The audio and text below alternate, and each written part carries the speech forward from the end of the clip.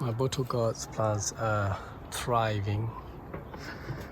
It's time to do another trimming. I normally trim all these lower leaves so that plant can continue grow with its full potential, including all those extra stems that I don't need. I could keep them, but there's no reason.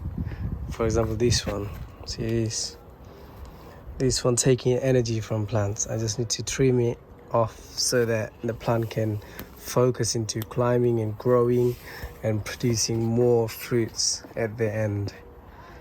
This is obviously the first batch. They're already, I think, 12 feet tall. But the second batch, some of them are 4 feet, some of them up to 5 feet tall. These are my second batch, gone all the way there. There's loads of bottlegourd plants this season.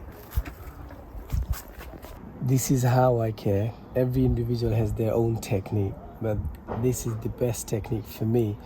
Whenever I use this technique, I get loads of harvest throughout the season. If I leave these leaves, they will die, they will grow, and most of the time they attract disease and fungi. So it's best to trim out these old ones, especially early in the season, so that your plants get plenty of chance to grow and produce more flower buds, male and female, so that you can get loads of bottlegourds in the season.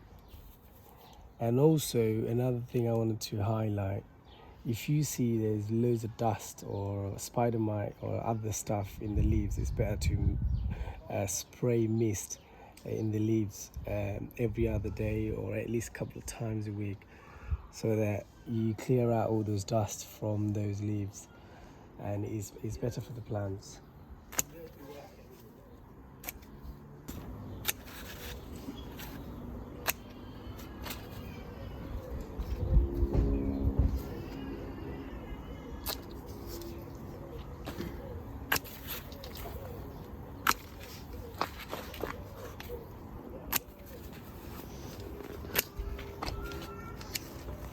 So look at this stem. This one already trying to produce bottlegourds. This is female flower.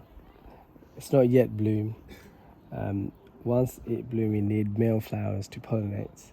But I don't see many male flowers. There's few. It's not the time for the plants to produce fruits. So I'm gonna trim out these here, and I will enjoy this with hudkishira. And these one take all the food from plants. It's better to take them off.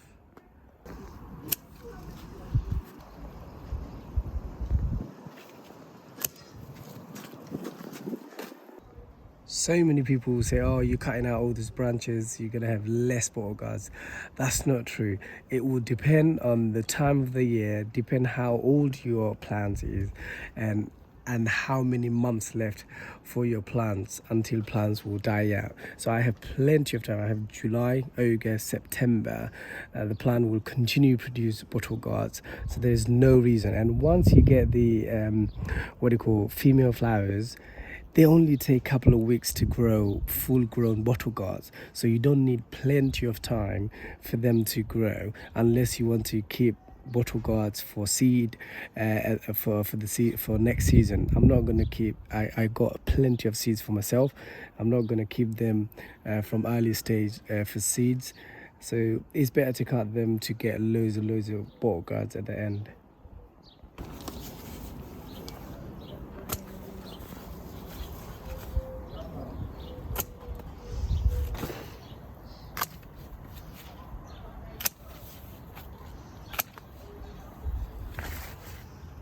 Okay, I'm taking this off as well. And look at this. Also this one. And also another one, see? If I don't trim these ones now, plant will think, oh, I have produced already, I'm the winner, and I'm gonna get nothing out of these plants. So let the plant think, oh man, I don't have no stem, I need more stem.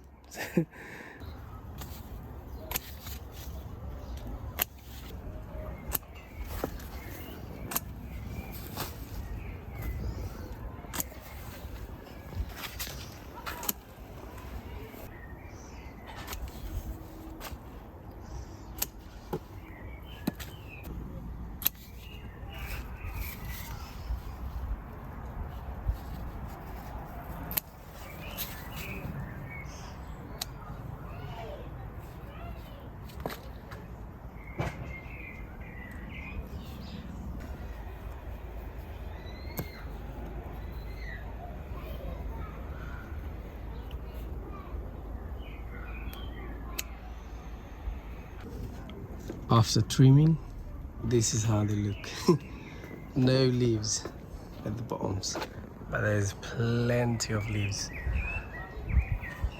on the trellis. So after preparing your plants to start shooting out all those female and male flowers, your job not done yet, especially in the UK. In the UK, we have issue with the bees.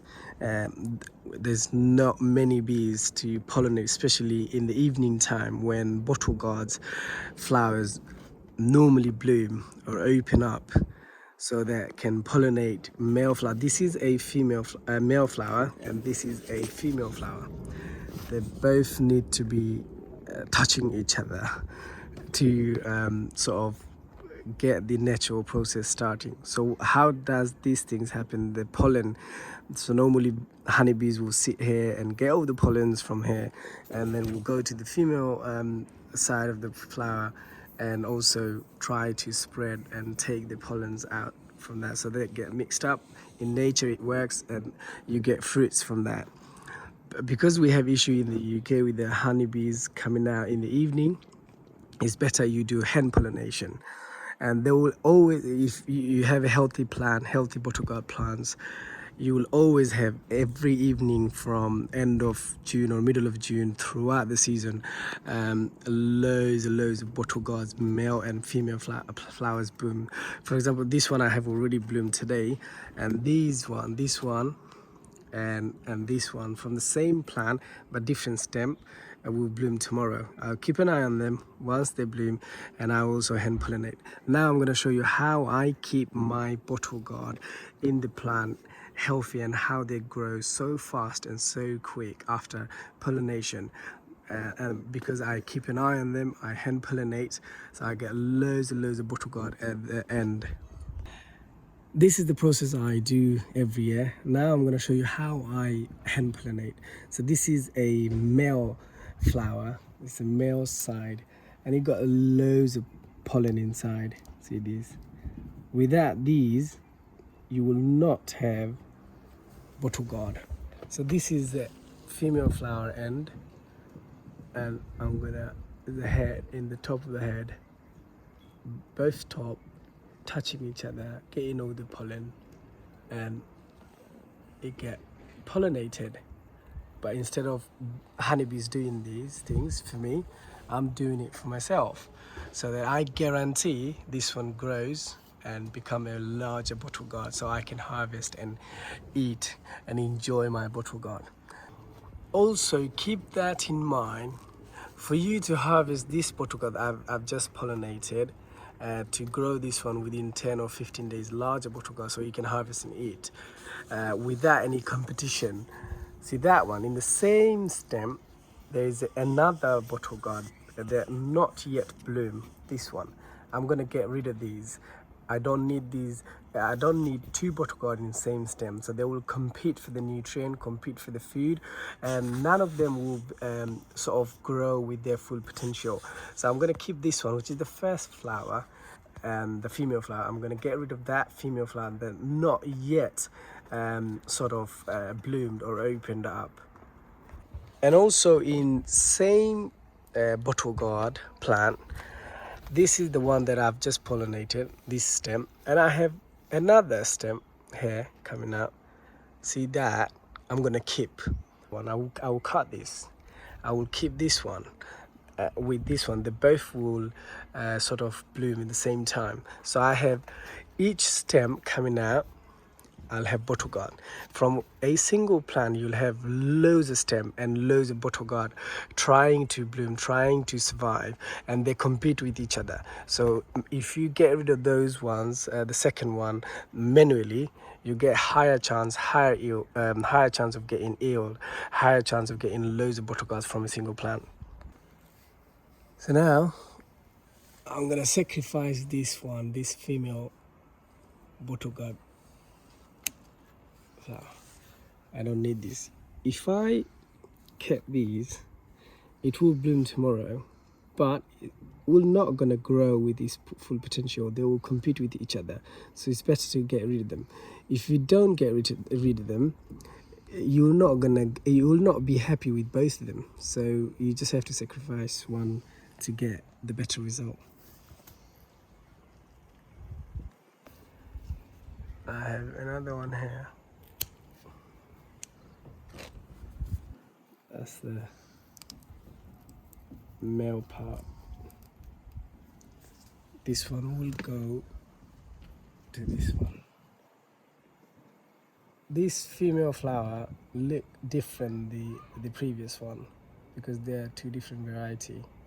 There will be different sizes. This is the reason you do make sure if you have a different varieties of bottlegourds in your garden, you always try to pollinate with the same plants, male flower and female flower together instead of mixing them. If you mix them, the size and shape and the color will change.